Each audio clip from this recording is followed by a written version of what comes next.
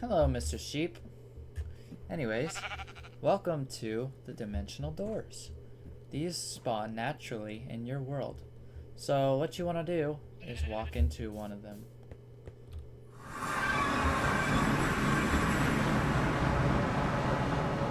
Now this seems like a parkour hobby. Let's see how cracked I am at it. I'm probably terrible. Oh yeah, oh yeah. Oh yeah, I'm cracked. Oh no, oh my, I'm terrible. Alright, you didn't see that. You didn't see that. I'm so good at this. Yep, I'm so good at this. I didn't do that. Oh, nope. Whee! Ooh, wow, I'm so good. Whee! Yep, yep, Oh, oh. And look at that. My dessert. Tell me I did all that just to get that. Well, I guess I gambled a little bit. I could have just built up. But you know, what's the fun of that? When you have dimensional doors, anything is possible. Let's move on to the next level. So, in this mod, I was just messing around there a little bit. So, in this mod, there are doors that are everywhere in your overworld. You go into them, and it's a random course of events that can happen. Each door is completely different. You can get different spawns. You can be put into a trap room where you fall down to your demise. Or, like what I went to, you just keep progressing.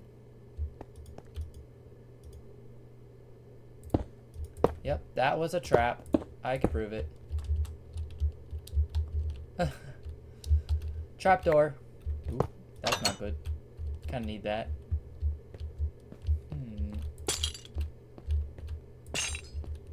So as you progress, you may stumble upon something that is useful, like a chest full of loot. Or it could be a chest that is your death. So you don't die. You go to a dimension called Limbo. And in Limbo, you have to basically find the way out, which is actually at the bottom of the world. Where in the overworld it would be bedrock, but in dimensional doors, it's like a void-like red structure substance. So here's what I mean. Here's the oh no, go back up. Go back up. We're not done with this room. Here's an example. Loot. You get good stuff, right? Cool, cool. Pretty amazing. Get something to survive with. On the other hand, this could be rigged with explosives and destroy everything in the room, including you, falling to your demise. You can have simple parkour hobbies. You can have just simple levels like this. Or you can have stuff like hallways. Hallways that lead to other rooms.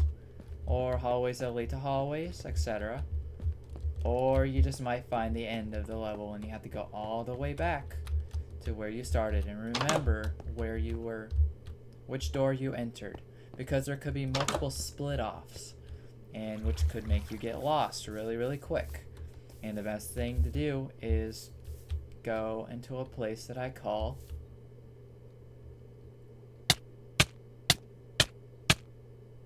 Limbo. Welcome to Limbo. It is not very welcoming, as you may see. The number one thing you want to do in Limbo is escape. As of right now, there is no fall damage in Limbo. If you were to jump down, you would not take fall damage, which is a really good thing, in my opinion, because of how much you have to go straight down. The reason why I have to go down is because there's a void that you need to walk in order to escape Limbo. And once you escape, you are sent back to the overworld in a random position in the world, which is a good thing, actually, because you can find more stuff in the overworld that you haven't explored.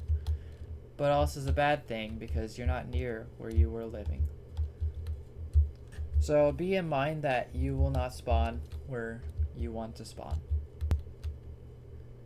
There we are. There's some little bit of void. So this is what you want to find to be able to escape back to the overworld. When you find it, step right into it.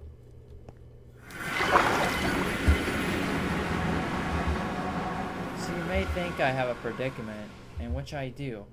So another thing you want to bring is a boat. This is what I was going to talk about previously, but since it did happen, now you know. And my coordinates are probably very far, so the best course of action is...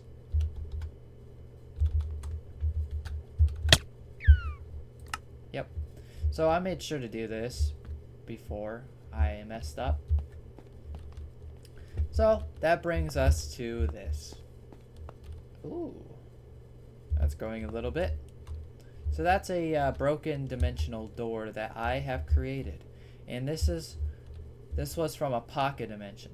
So you know that rift that I just went through? Well, it broke behind me and not allowing anyone else to go into it. Which that is kind of bad. And it creates something like this. A corruption.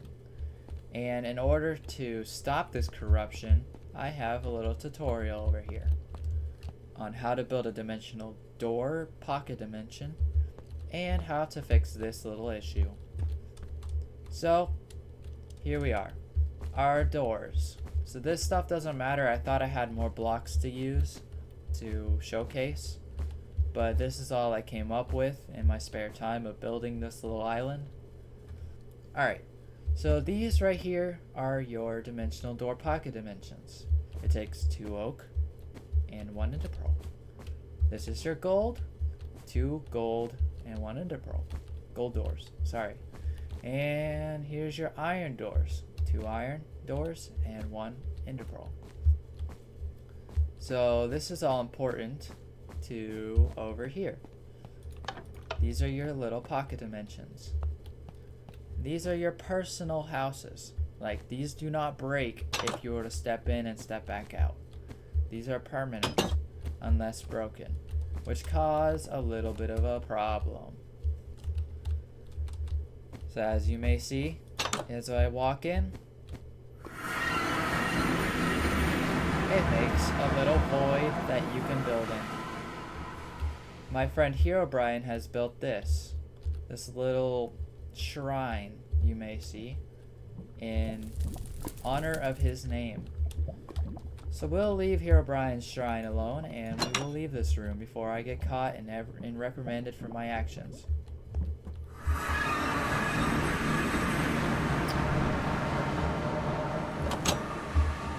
For some reason, this door is bugged. I couldn't tell you why. Let's see if it's fixed now. Nope, it's still broken. I tried destroying it. I tried putting it back. It did nothing. And I reloaded the whole game. So do not make a oak door unless this mod gets patched. But so far, the gold and iron doors are working just fine. So moving on.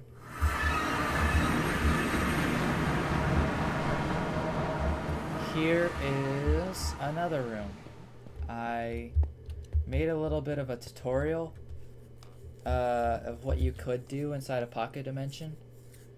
So what you can do is you can do automation, you can do farming, and if you add a mod called chunk loaders, you can actually put a chunk loader inside a pocket dimension.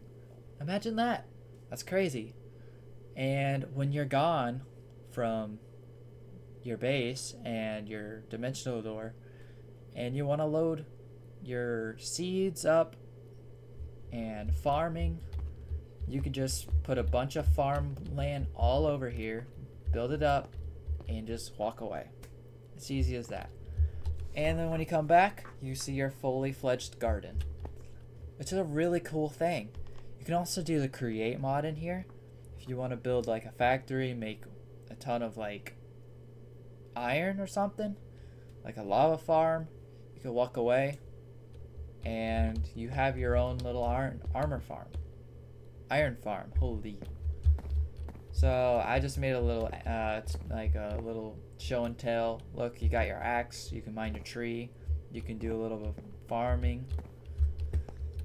It's a very, very small visual of what you could do, but in the time I have, I don't want to be spending like another hour building a room.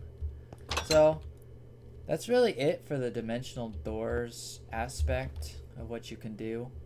Let's move on to the other side of crafting, of what I call the door fixer and door linker.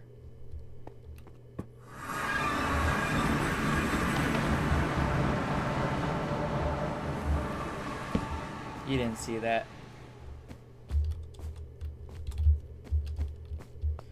Okay, so we got the rift remover.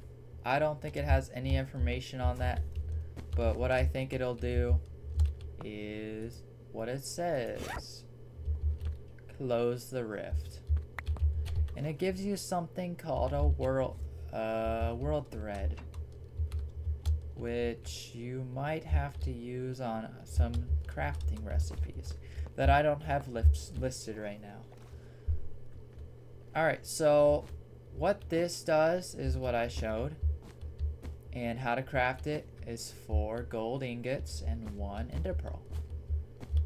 Now you got a rift signature. What that does is you first click stores a location, second click creates a pair of rifts linking the 2 locations, which probably means that you can link multiple doors up using this, and it'll save each other somehow. I haven't tested this, but if you want to test it, go right ahead. The mod is in Curseforge and in the link in the description.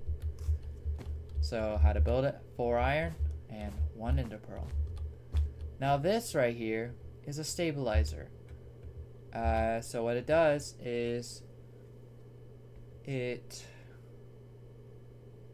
doesn't do what I think it would do, but you store a location and the other side creates a rift linking the first and last locations together. I have no idea what this does, but you can go test it yourself and you can comment how it works. I might do some testing as I play these mods in my mod pack, but how to create that is 4 ender pearls and a rift signature, which is this recipe. Put right here. I made it again. Now this one is pretty important if you didn't have time to make the rift remover. So what you might have to use this for is for stabilize it if it gets too bad. So to make it is 4 diamonds, 1 ender pearl. This pauses its manifestation and allows you to make the rift remover, so it'll actually remove the rift entirely. So that's just to make sure that this will work properly. All in theory, that's how it works. And again, you can test it yourself if you download the mod. Please download this mod. It is very, very cool. Please support the creators. I just made a little circuit to open and close the door just to be a little fancy like always. Last video I did the same thing. If you enjoy my little fun creativity, subscribe. Anyways, this should wrap up the video. If you enjoyed my little mod tutorial, thank you so much for watching, and see you in the next video. Peace.